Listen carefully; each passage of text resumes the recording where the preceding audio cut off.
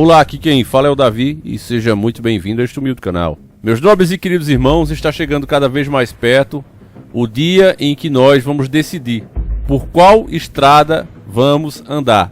Nós, que estamos despertos, acreditamos que todas as estradas hoje abertas pelo próprio sistema, ou seja, opções para que nós façamos as nossas escolhas, supostamente, elas levam ao mesmo destino. Porém, seria absurdo e até ridículo dizer que os caminhos são iguais. Os caminhos não são iguais. Assim como acontece quando você viaja para algum lugar distante, onde existem várias rotas possíveis, cada uma tem as suas vantagens e desvantagens. Às vezes o caminho mais longe, o que demora mais para chegar, que é exatamente essa opção que nós temos diante de nós, nem sempre a que demora mais é a pior. Muitas vezes ela é o caminho mais seguro, tem paisagem melhor para você desfrutar, além de um asfalto melhor também. Em contrapartida, existem outros caminhos que a distância é curta, mas a velocidade que você vai andar vai ser muito menor, é cheia de buracos e há o perigo de ser assaltado. Então, meus irmãos, parecido com isso, todos nós hoje teremos que fazer a nossa escolha. Um mal muito maior que já está implementado nos nossos irmãos que moram vizinho do nosso país. Tem todos os detalhes de como isso aconteceu, basta a pessoa querer ver. O Lula não só contribuiu para que essa situação acontecesse por lá, como está querendo implementar a mesma coisa aqui. Eu sei que falando assim parece uma teoria da conspiração ou algo sem provas. Ora, fala a verdade, Davi. Mostra como é que o Lula fez isso. Bom, no vídeo que nós vamos ver juntos aqui, vai ficar claro que o Lula não só financiou esses regimes, como causou enorme prejuízo para o nosso país. E quando questionado pelo Ratinho sobre essa questão, ele não só manipula, mente, como ainda deixa claro que não se arrependeu e pretende continuar na mesma passada caso seja eleito. Diferente da época que ele estava, onde a situação estava melhor, não tinha treta entre países. Se ele implementar isso que ele está dizendo, estou nem falando de mensalão, de todos esses esquemas de corrupção. Eu estou falando só essa forma que ele quer governar, já vai fazer esse país aqui quebrar, meu irmão. E não é brincadeira. Preste muita atenção, porque o vídeo que você vai ver agora vai desmascarar de vez o molusco. Vamos ver juntos. Quando o candidato fala e mostra, né, na televisão, que tem muita gente... Quando o candidato fala e mostra, né, na televisão, que tem muita gente passando fome, que tem muito coitadinho, que vai pegar o dinheiro que é brasileiro e que vai dar dinheiro para fora. Então por que não dá para o coitadinho? O BNDES no seu tempo financiou obras em países como Bolívia, Nicarágua e outros países, Venezuela, Cuba. Se você voltar a ser presidente, vai continuar isso? Primeiro, deixa eu te dizer uma coisa. Você que é uma pessoa influente, e você que é uma pessoa que tem um público, que é um público que eu conheço bem. Sim. Que é o meu meio ambiente. Sim. Deixa eu lhe falar uma coisa. Quando você está financiando uma obra lá fora, você está financiando a tua engenharia, você está exportando a tua engenharia. Você vai fazer, por exemplo, quem começou a fazer o metrô de Caracas foi o presidente Fernando Henrique Cardoso. Então, primeiro, quando o BNDES empresta dinheiro, a empresa ela é obrigada a contratar uma empresa brasileira. Segundo, os componentes são comprados do Brasil. Então, na verdade, o que você está fazendo é exportando, além de você receber o seu dinheiro de volta, o mundo inteiro. Como é que você acha? Como é que você acha que o Brasil se desenvolveu? Você sabe quanto dinheiro os americanos colocaram aqui no começo do século passado? A Inglaterra, o Canadá? Países não pagaram. Não pagaram. Veja, todo mundo paga. Todo mundo paga. Você pode ter dificuldade aqui ou ali, mas você paga. O país de Chávez e Maduro anunciou que não tem como pagar uma dívida de 5 bilhões de dólares com o Brasil. Não entrou na conta o $1 bilhão da refinaria previsto no contrato que a Venezuela rompeu sem explicações. A Petrobras bancou sozinha a refinaria mais cara e mais inútil do mundo. Graças à ideia de jerico de Lula, o superávit cresceu e o calote também.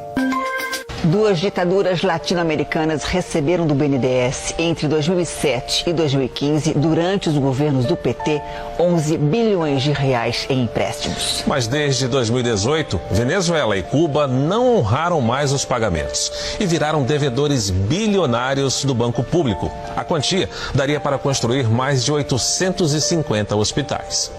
O valor total do calote surpreende. são 3 bilhões e 500 milhões de reais. As informações estão no site do BNDES. As remessas foram entre os anos de 2007 e 2015, período de 2 governos petistas. O dinheiro serviu para financiar obras do Porto Mariel, em Cuba, e também o metrô da capital da Venezuela, Caracas. A Venezuela ficou com a maior fatia, 7 bilhões e 800 milhões de reais. O empréstimo ao país de Hugo Chávez e Nicolás Maduro teve a menor taxa de juros do programa de financiamentos do BNDES, 1,2% ao ano.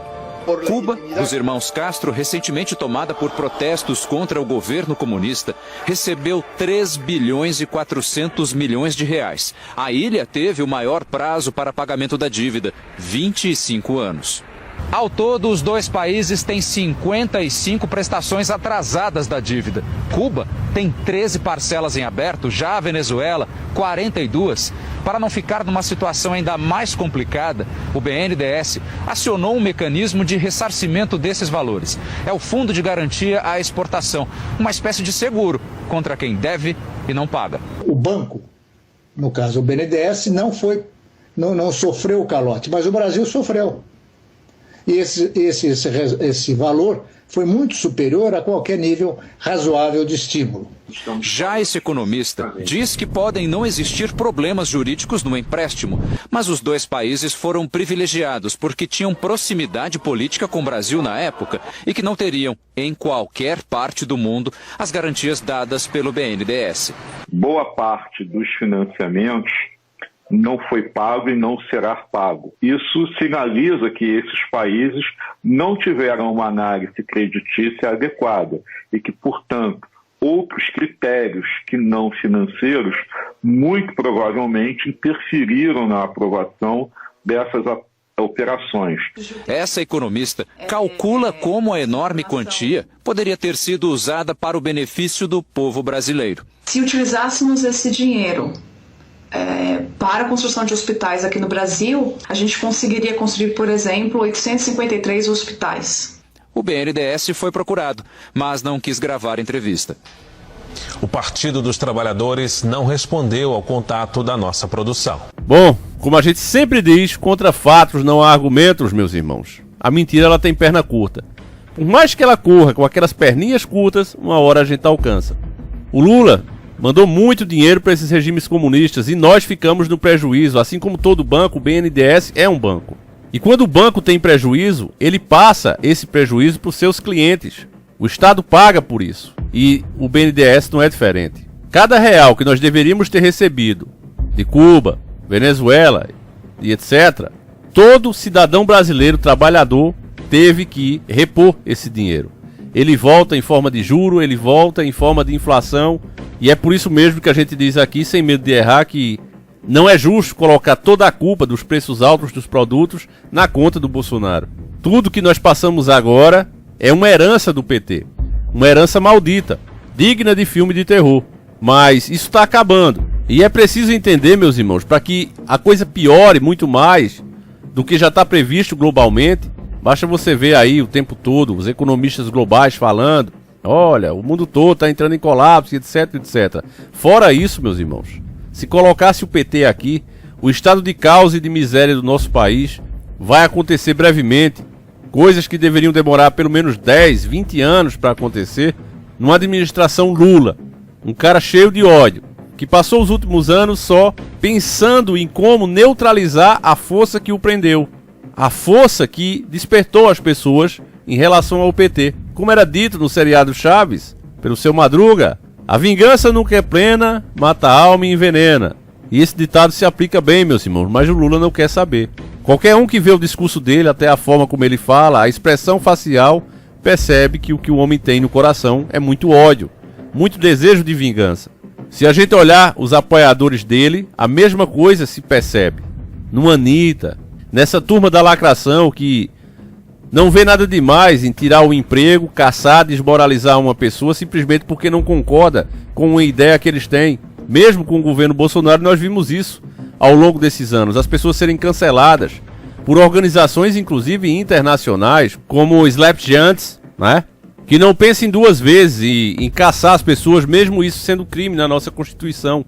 Você não pode fazer perseguição. Se você tem alguma coisa contra a pessoa, se ela te ofendeu, você a processa e espera o devido processo legal.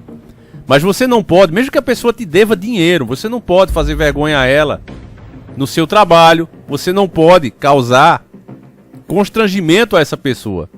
Mas essa regra não vale para essa organização, Slap Giants. Eles caçam, eles humilham e eles não sossegam enquanto eles não destroem a pessoa financeiramente e a imagem dela publicamente. São criminosos que agem à luz do dia e ninguém faz nada. E quem você acha que eles querem que vençam essa eleição?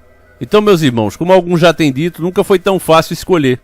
Votar no Bolsonaro hoje é uma questão de patriotismo, pois estaremos salvando a nossa nação de uma coisa bem pior, que está bem diante de nós, com seus tentáculos, os seus 9 tentáculos em nossa direção.